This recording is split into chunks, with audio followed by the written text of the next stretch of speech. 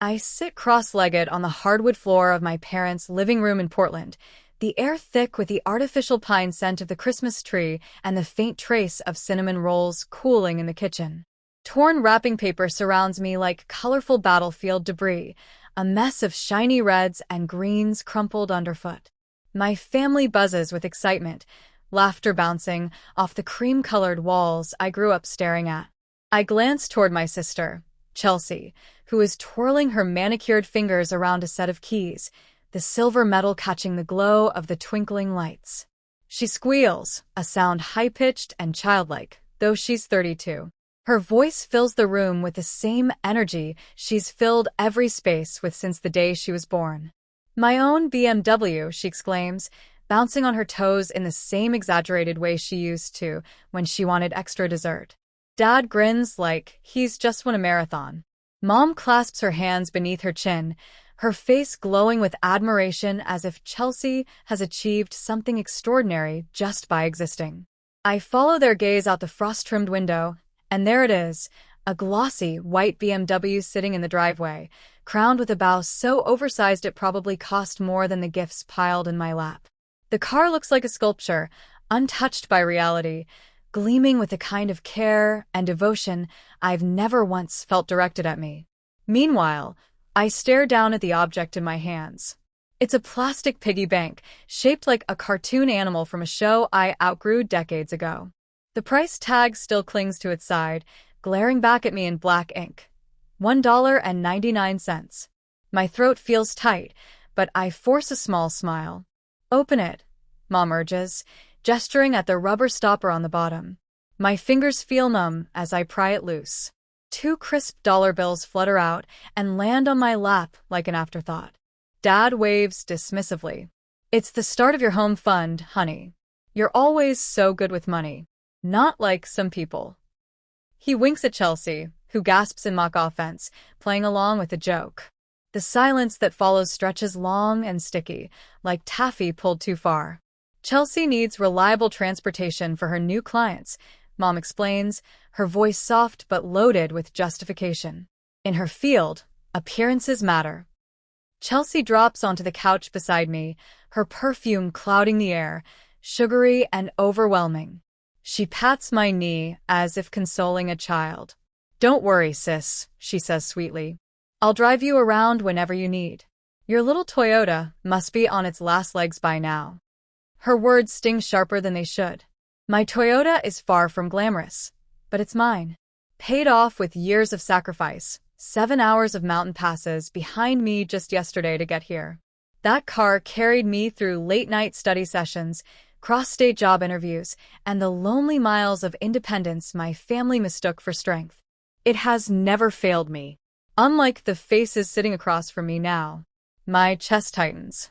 I glance at the gifts I spent months preparing, a leather briefcase for Dad, bought after skipping lunches to save money, the silver bracelet Mom had admired in a boutique window, the expensive camera lens Chelsea casually mentioned needing for her latest business venture. Each one wrapped carefully, ribbon curled by hand, hidden anticipation tucked inside. I had imagined this moment differently. I'd rehearsed my announcement for weeks. Senior structural engineer. The promotion I fought tooth and nail for late nights, early mornings, designs drawn on napkins when inspiration struck at midnight. I had pictured their faces lighting up with pride, imagined for once being more than just the responsible one. But no one asks. No one notices. My carefully prepared moment collapses beneath the weight of a $2 piggy bank. Heat prickles behind my eyes, but no tears come. I excuse myself, my voice small. Bathroom.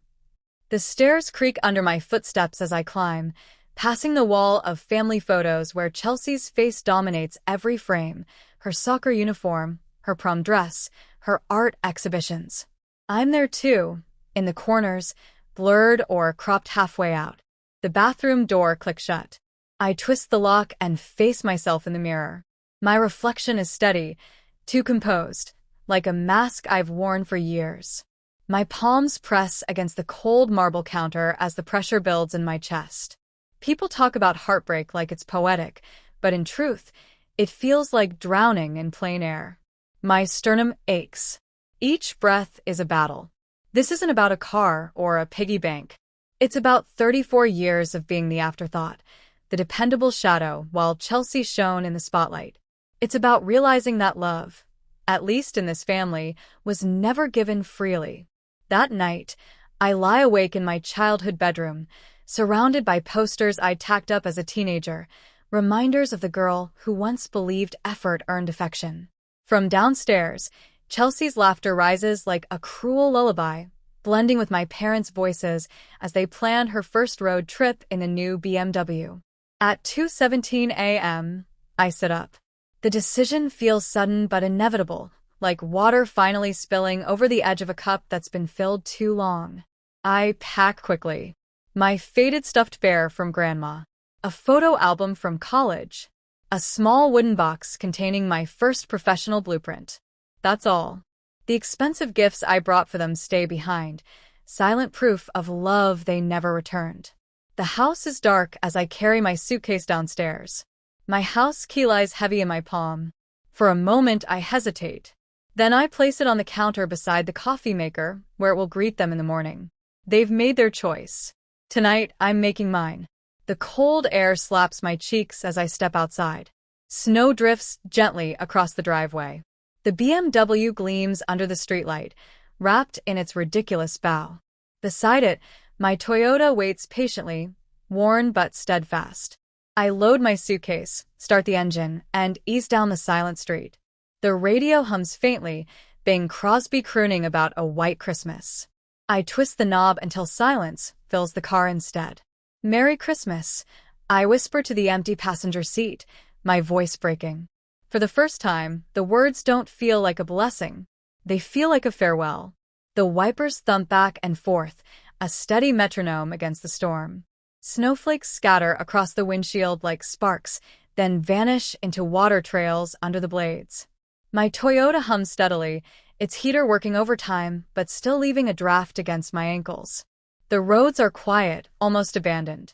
Only my headlights and the ghostly white lines guide me forward, mile after lonely mile. The silence is intoxicating at first. After years of holiday chaos, Chelsea's voice filling every corner, my parents orchestrating their daughter's next triumph, the hush feels like freedom. But freedom can be terrifying when you're not used to it. My phone buzzes on the passenger seat, screen lighting up the dark cabin. I glance down. Dad.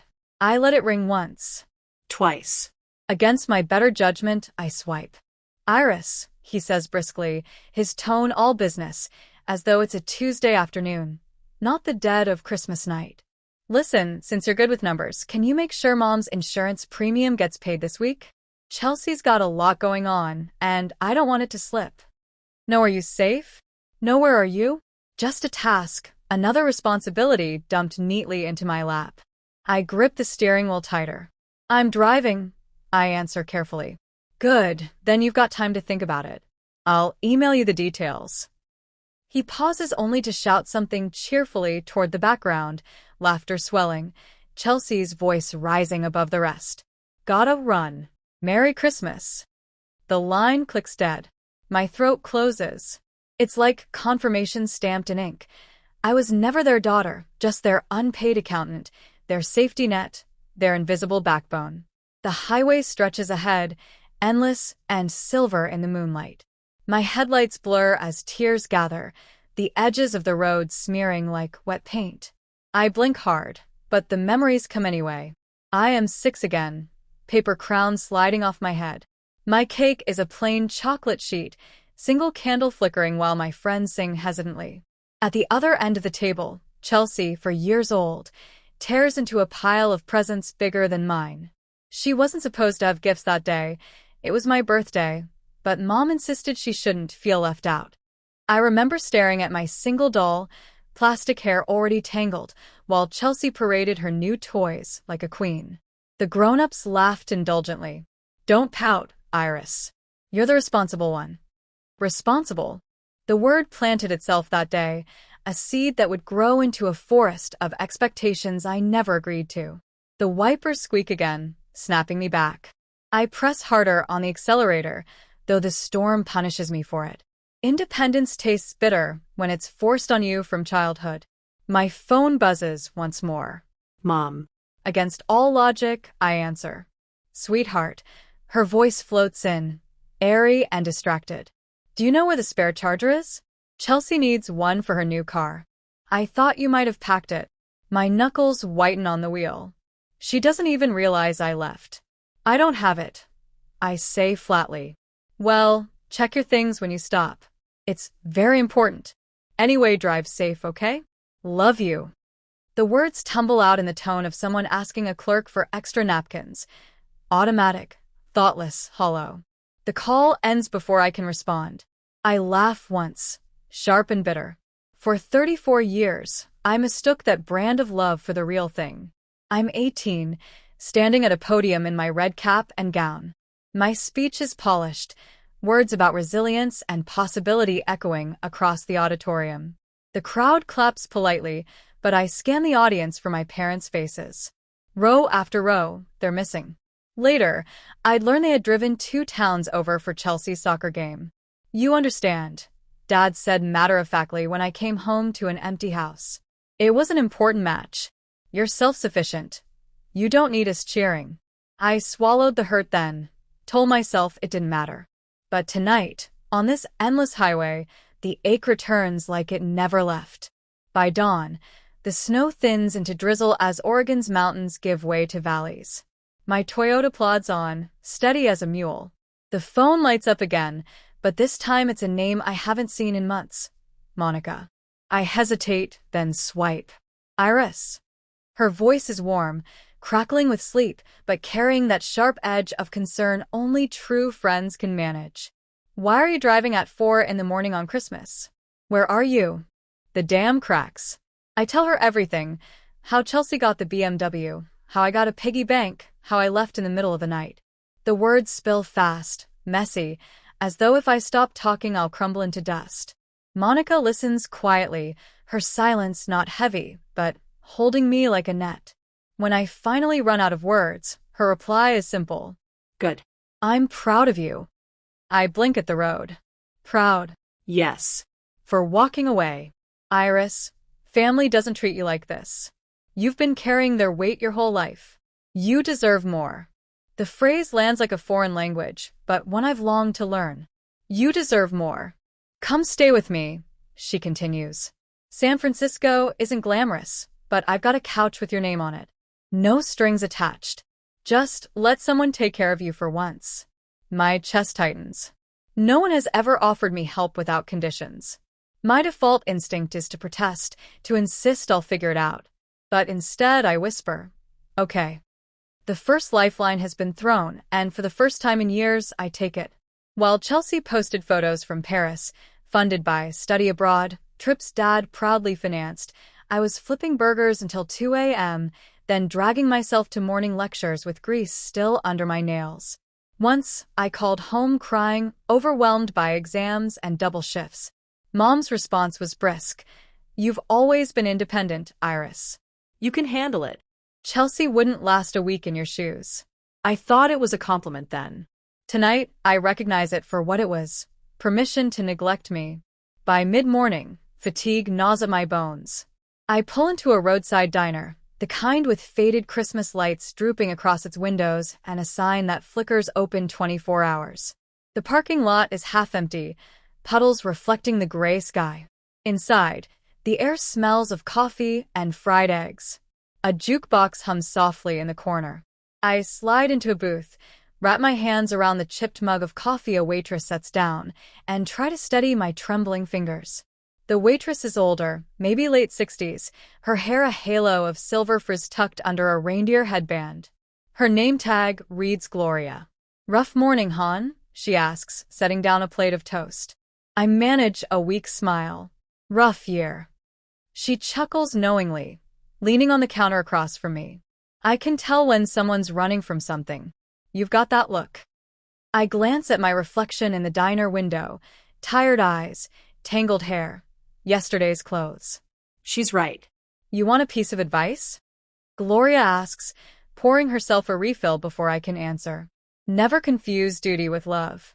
People will take from you, as long as you let them. Real love fills you up. It doesn't drain you dry. Her words pierce deeper than she could know. My throat tightens. What if it's your family? She shrugs. Family can be the worst offenders. Blood doesn't guarantee kindness. You get to choose your people, sweetheart. That's the real family. I stare down at my toast, but my tears finally fall, soaking into the bread. Gloria doesn't fuss, doesn't hand me tissues, just pats my shoulder once and walks away, letting me sit with it. When I step back outside, the drizzle has cleared. A thin shaft of sunlight pierces the clouds, glinting on the wet asphalt. My Toyota waits, stubborn and loyal, as though it knows we're both carrying more than we were built for. I slide into the driver's seat, my chest still heavy but lighter than before. Between Monica's lifeline and Gloria's wisdom, something new stirs, a seed of independence not born of neglect this time, but of choice. The road stretches south, long and uncertain. For the first time in my life, uncertainty feels like possibility. The fog rolls in low as I cross the Golden Gate Bridge, Monica's directions buzzing through the speaker of my phone. San Francisco stretches before me like a new canvas, hills rising and falling, colorful houses stacked like building blocks, the bay shimmering faintly beneath the morning sun. I grip the steering wheel tighter. I've left Oregon behind, but the ache of it clings to me like smoke. When I pull up to Monica's apartment building, she's already outside, bundled in a scarf, waving her arms with the same wide grin she had in college. Seeing her makes my chest loosen for the first time in days. "Get in here, you runaway," she says, grabbing my suitcase as if it weighs nothing. Her spare room is small but warm, cream walls, mismatched furniture, a quilt folded neatly at the foot of the bed. It smells faintly of lavender. The contrast is jarring.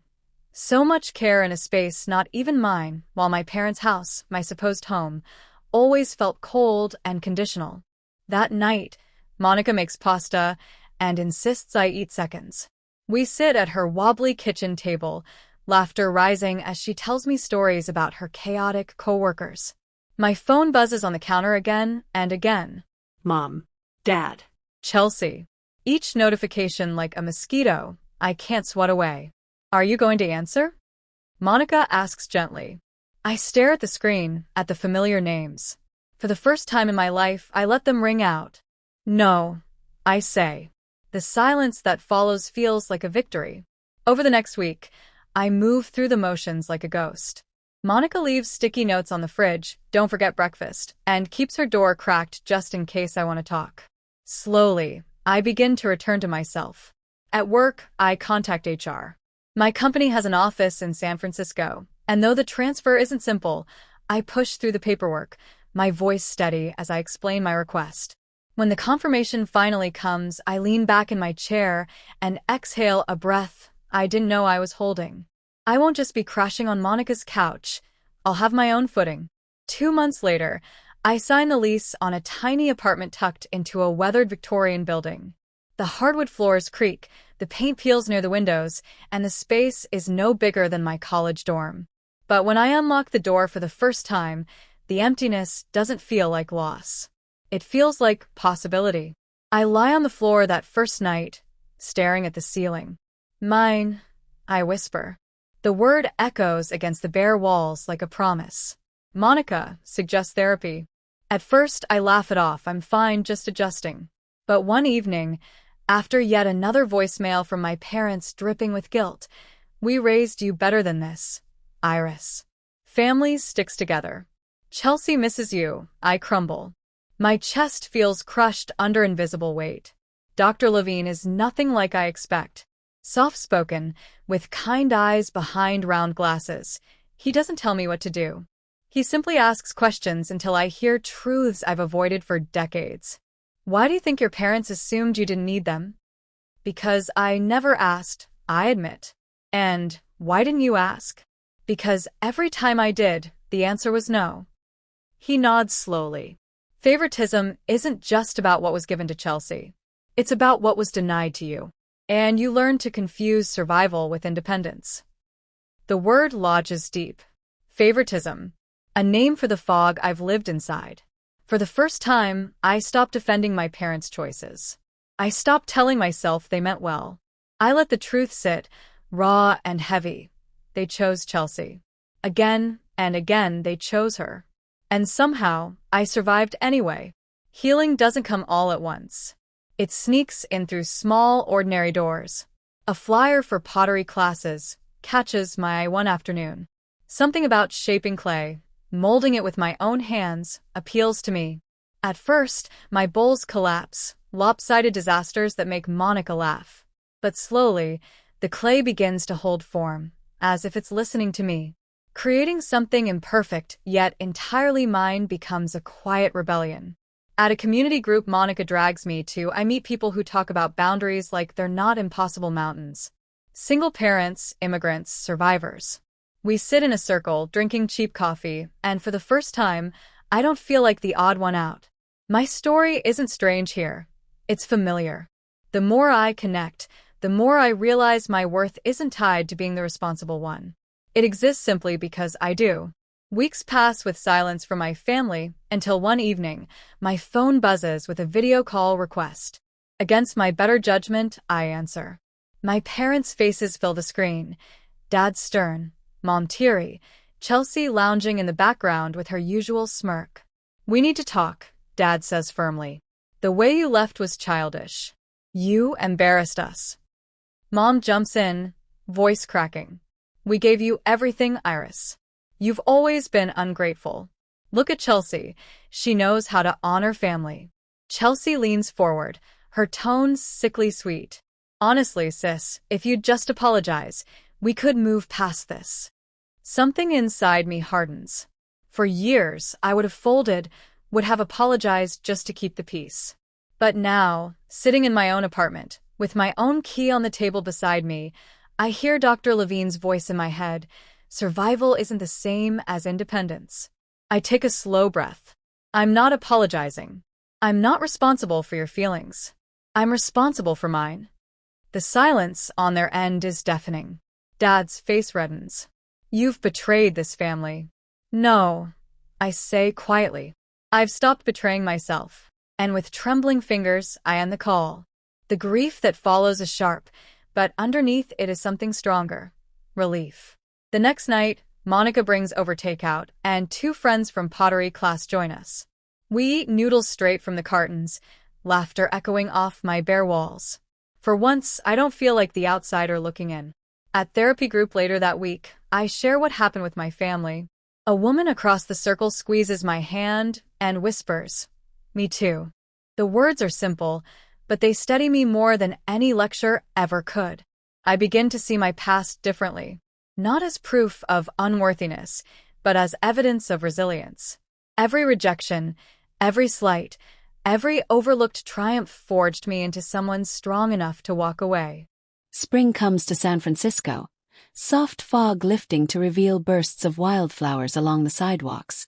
My shelves fill with misshapen pottery, my calendar with therapy appointments, dinners with friends, long walks along the bay. My life, fragile but mine, begins to bloom. Then one morning an envelope slides under my apartment door. My name, written in my mother's looping script. My heart lurches as I tear it open. Inside is a cream card with gold lettering. "You are invited to celebrate the wedding of Chelsea Collins." I sit down hard on the couch, the card trembling in my hands. Do I step back into the world that once broke me, or stay rooted in the new one I've begun to build? The question hangs heavy in the air, unanswered. 6 months have passed since I first drove across the Golden Gate in a battered Toyota, clutching the shredded remnants of my old life. Now, sunlight pours through the bay window of my San Francisco apartment, warming the shelves lined with my crooked pottery. Bowls that lean too far left, mugs with handles slightly askew, vases that wobble if you look at them wrong, but they are mine. Each one tells the story of hands that kept shaping even when the clay wanted to collapse. On the desk beside me sits the piggy bank. The same cheap plastic cartoon with the $1.99 sticker still faintly visible. But now it's filled with crisp $2 bills, one added every week. Not because I need the money, it's symbolic. Ritual. A reminder that I am worth infinitely more than what was once handed to me. My career has blossomed too. The San Francisco office has not only welcomed me but promoted me again, this time to lead engineer on a major urban project. My team respects me, not because I carry their burdens silently, but because I stand tall in my own right. The recognition feels different here. It isn't stolen or begrudging or overshadowed. It's earned and celebrated. Some mornings I still wake with the old ache, a phantom limb of longing for my parents' approval. But as the sunlight hits the pottery on the shelves, the ache quiets. I built this life. Built me. Peace, however, has a way of attracting disruption. Chelsea, true to form, cannot bear to let me go quietly. Starts online. Pictures of her new car, vacations, and expensive dinners flood her feed. Beneath them, captions slyly reference me without saying my name. Some people think they can run away from family and call it freedom. But betrayal has a price. Mutual acquaintances begin messaging me, some concerned, others curious. Are you okay? Your sister says you're struggling. I delete the notifications, but the poison lingers. Then come the messages from my parents. At first, sugary sweet. We miss you, Iris. Come home for just one weekend. Chelsea asks about you every day. When I don't respond, the tone sharpens. You're tearing this family apart. Do you want your mother to get sick from the stress? Do you want your father's heart to give out? Threats disguised as love. Love weaponized into chains. The final straw comes one afternoon at work. I'm reviewing blueprints when a receptionist buzzes my desk. Your sister is here to see you. My stomach drops. I step into the lobby, and there she is. Chelsea, all glossy hair and tailored jacket, standing as if she owns the place. Iris, she coos too loudly, drawing the attention of my colleagues. You've been so hard to reach. Don't you think this little rebellion has gone on long enough? Heat rises in my chest, but before I can speak, Monica appears. She's visiting me for lunch, a stroke of fate. With a coolness I envy, she steps between us. This isn't the place, Monica says firmly. And Iris doesn't owe you an audience. Chelsea scoffs, eyes narrowing. You think you can protect her from family. Family is forever. I find my voice then, steady and quiet. Family is respect. Without that, it's nothing. Chelsea falters just long enough for Monica to steer me back inside. My hands shake, but something inside me steadies. The old spell is breaking. Weeks later, another envelope arrives. Cream cardstock, gold lettering. My cousin Vanessa's wedding invitation. First, my stomach twists with panic. Vanessa and I grew up close, playing in sprinklers and sharing secrets under blanket forts. She was one of the few relatives who ever saw me beyond Chelsea's shadow. Part of me longs to see her walk down the aisle, to witness her happiness. But I know what attending would mean. It would mean stepping back into the fold, standing among relatives who whisper that I'm selfish, enduring my parents' cold stares and Chelsea's triumphant smirk. In therapy, I spill my turmoil. I don't want to abandon Vanessa, I admit to Dr. Levine, twisting a tissue in my lap. But going back feels like handing them my piece on a silver platter. He leans back, thoughtful. Let me ask you this. Do you believe love without respect is real love? I swallow hard. No. Then what are you seeking from them? The answer lands like a stone. Permission. Approval. Validation. I've spent my whole life begging for those scraps. And now, sitting in a chair across from a man who has seen dozens of stories like mine, I realize I don't need them anymore. I don't need to attend a wedding to prove loyalty.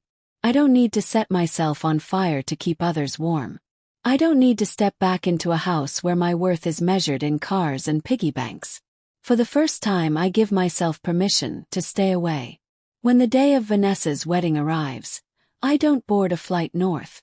Instead, I host my own gathering. Monica arrives first with wine and laughter. Members of my therapy group filter in, carrying casseroles and stories. My pottery classmates bring a mismatched bouquet of flowers stuck into one of my wobbly vases. We cook together, eat together, clink glasses together. The room glows with warmth, louder and brighter than any Christmas morning at my parents' house ever was. Later that night, as music hums low and conversation drifts, I step onto my tiny balcony. The city sprawls below, lights glittering like stars spilled across the earth. For so long, I believed family was a prison I couldn't escape. But standing here, surrounded by chosen people who see me, respect me, and love me without condition, I understand the truth. Family is not who you're born to. Family is who builds you up, not who tears you down. I return inside, glance at the piggy bank on my shelf, its belly swollen with $2 bills. I run my finger over the plastic, remembering the sting of that Christmas morning. And for the first time I don't feel pain. I feel gratitude for the moment that broke me because it also set me free. I whisper to myself, softly but with conviction, worth far more than $2. The words settle in the air, solid as stone. And for the first time in 34 years I believe them.